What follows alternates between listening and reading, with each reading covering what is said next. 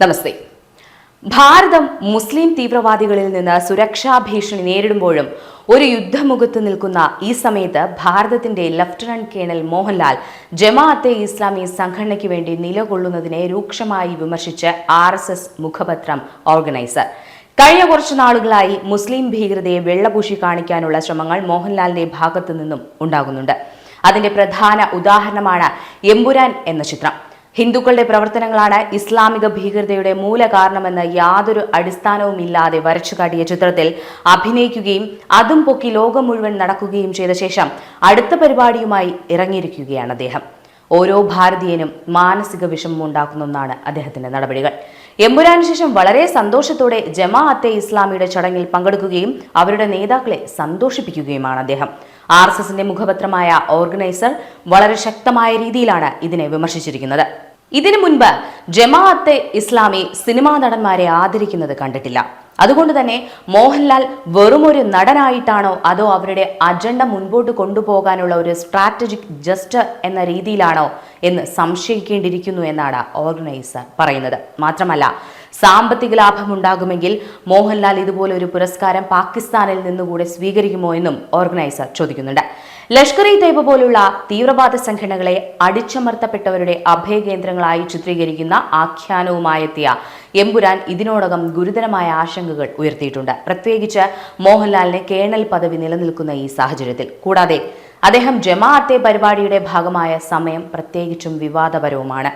പാകിസ്ഥാൻ ഭീകരർ 26 ഇന്ത്യൻ പൗരന്മാരെ കൊലപ്പെടുത്തുകയും പാകിസ്ഥാൻ ഇന്ത്യക്കെതിരെ മിസൈലുകൾ, ഡ്രോണുകൾ, ഷെല്ലാക്രമണങ്ങൾ എന്നിവ തുടരുകയും ചെയ്യുന്ന ഒരു നിമിഷത്തിൽ ദേശവിരുദ്ധമായി കണക്കാക്കപ്പെടുന്ന ഒരു സംഘടനയിൽ നിന്ന് മോഹൻലാൽ ബഹുമതികൾ സ്വീകരിക്കുന്നതിന്റെ ഔചിത്യത്തെക്കുറിച്ച് ചോദ്യങ്ങൾ ഉയരുന്നുണ്ട്. ഈ ചോദ്യം ഓർഗനൈസറും ഉയർത്തുന്നു. പ്രധാനമായി മോഹൻലാൽ ഒരു പ്രശസ്ത നടൻ മാത്രമല്ല, ഇന്ത്യയുടെ ടെറിട്ടോറിയൽ ആർമിയിൽ ലഫ്റ്റനന്റ് കേണൽ എന്ന ഓണററി പദവിയും വഹിക്കുന്ന വ്യക്തിയാണ്.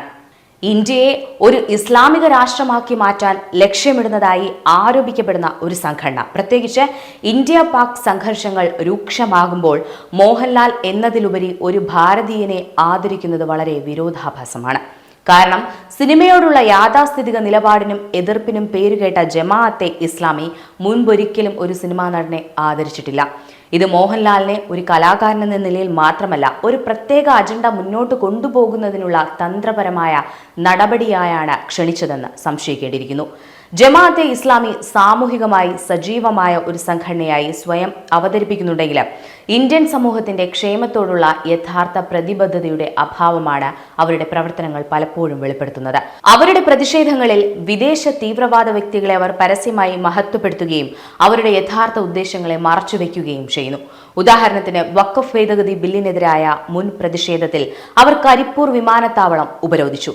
ജമാഅത്തെ ഇസ്ലാമിയുടെ പ്രോക്സി സംഘടനകളായി കണക്കാക്കപ്പെടുന്ന സോളിഡാരിറ്റി യൂത്ത് മൂവ്മെന്റും സ്റ്റുഡൻസ് ഇസ്ലാമിക് ഓർഗനൈസേഷൻ ഓഫ് ഇന്ത്യയുമാണ് പ്രതിഷേധത്തിന് നേതൃത്വം നൽകിയത്. ഈ മാർച്ചിൽ പങ്കെടുത്തവർ ഹസൻ അൽ ബന്ന, അതായത് മുസ്ലിം ബ്രദർഹുഡിന്റെ സ്ഥാപകൻ, സയ്യിദ് ഗുപ്ത്, ആധുനിക ജിഹാദിസത്തിന്റെ പ്രത്യയശാസ്ത്ര ശില്പിയും ഐസിസ്, അൽ ഖ്വയ്ദ, താലിബാൻ, ബോക്കോ ഹറാം തുടങ്ങിയ ഗ്രൂപ്പുകളിൽ പ്രധാന സ്വാധീനം ചെലുത്തിയ വ്യക്തി, അഹമ്മദ് യാസിൻ, ഹമാസിന്റെ സ്ഥാപകൻ, യഹ്യ സിൻവാർ, മുതിർന്ന ഹമാസ് നേതാവ് എന്നിവരുടെ ചിത്രങ്ങൾ വഹിച്ചു.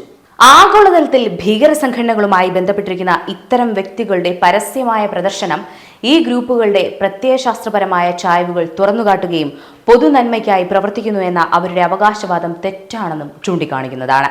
പാകിസ്ഥാന്റെ ചാരസംഘടനയായ ISISന്റെ കൂടെ ചേർന്ന് ഹമാസ് ഇന്ത്യക്കെതിരെ തിരിഞ്ഞ് ഇന്ത്യയെ അസ്ഥിരപ്പെടുത്തുന്ന രീതിയിലുള്ള പ്രവർത്തനങ്ങൾക്ക് തുടക്കമിടുന്നുവെന്ന് റിപ്പോർട്ടുകൾ നേരത്തെ വന്നിരുന്നതാണ്. ഇന്ത്യയിലുള്ള ഇസ്രായേലിന്റെ അംബാസഡർ പറഞ്ഞത്, ഈ തീവ്രവാദ ഗ്രൂപ്പുകളൊക്കെ ഒരുമിച്ചാണ് പ്രവർത്തിക്കുന്നത്, അവർ ടാർഗറ്റ് ചെയ്യുന്നത് നിരപരാധികളായ സാധാരണക്കാരെയാണ് എന്നാണ്. ഹമാസ് ഒക്ടോബർ 7 നടത്തിയ ആക്രമണത്തിന്റെ അതേ മോഡലായിരുന്നു കാശ്മീർ പഹൽഗാം ആക്രമണവും. ഹമാസ് തുരങ്കങ്ങൾ പോലെയുള്ള തുരങ്കങ്ങൾ ഈ സ്ഥലങ്ങളിൽ കണ്ടെടുത്തതായി റിപ്പോർട്ടുകൾ വന്നിരുന്നു. ഇസ്രായേലിലെ പാവപ്പെട്ട സാധാരണക്കാർ ഒരു സംഗീത പരിപാടി ആസ്വദിക്കുന്ന സമയത്താണ് ഹമാസ് തീവ്രവാദികൾ അവരെ ആക്രമിച്ചത്.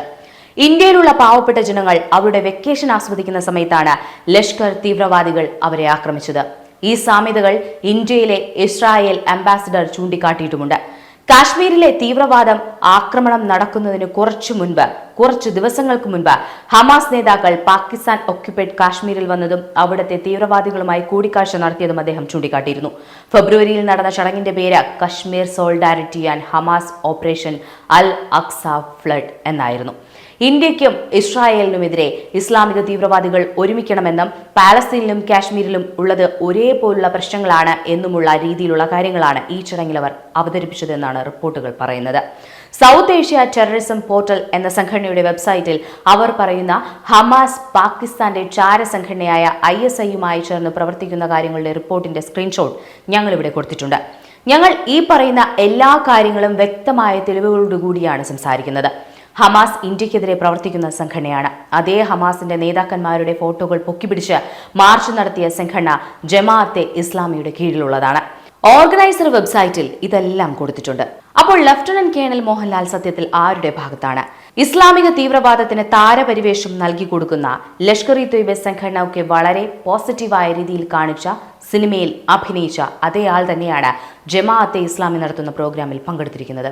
ഈ ഒരു കാര്യത്തിന്റെ ഗൗരവത്തെ പറ്റിയാണ് ഓർഗനൈസർ വീക്കിലി പ്രതിപാദിച്ചിരിക്കുന്നത്. കശ്മീർ ഭീകരാക്രമണങ്ങൾ നടന്നപ്പോൾ എല്ലാവരുടെയും കൂടെ ഞങ്ങളും ഞെട്ടി. കാരണം ഈ വിവാദ സിനിമയിൽ കാണിച്ച അതേ കാര്യം തന്നെയാണ് അന്ന് കശ്മീരിൽ നടന്നത്. പാകിസ്ഥാനിൽ ലഷ്കർ-ഇ തൊയ്ബ സംഘടനയിൽ ട്രെയിനിങ് കിട്ടിയ ആൾ ഇന്ത്യക്കെതിരെ തിരിയുന്നതാണ് സിനിമയുടെ പ്ലോട്ട്. അത് തന്നെയാണ് കശ്മീരിലും നടന്നത്. പാകിസ്ഥാനിൽ ലഷ്കർ-ഇ തൊയ്ബ സംഘടനയിൽ ട്രെയിനിങ് കിട്ടിയ ആളുകൾ സാധാരണക്കാരനായ ഇന്ത്യക്കാരുടെ ജീവനെടുത്തത് കാശ്മീരിൽ. മോഹൻലാൽ അഭിനയിച്ച സിനിമയിൽ കാണിച്ച കാര്യങ്ങളും അത് കഴിഞ്ഞ് കാശ്മീരിൽ നടന്ന കാര്യങ്ങളും കൂടെ ചേർത്ത് വായിച്ചു കഴിഞ്ഞാൽ സിനിമയിൽ കാണിച്ചത് ഒരു സാങ്കല്പിക കഥയും കഥാപാത്രങ്ങളുമാണെന്ന് വിശ്വസിക്കാൻ സ്വബോധമുള്ള ആർക്കും കഴിയില്ല. ഭാരതം ഒരിക്കലും മുസ്ലിങ്ങൾക്കെതിരല്ല, രാജ്യദ്രോഹികൾക്കെതിരാണ്.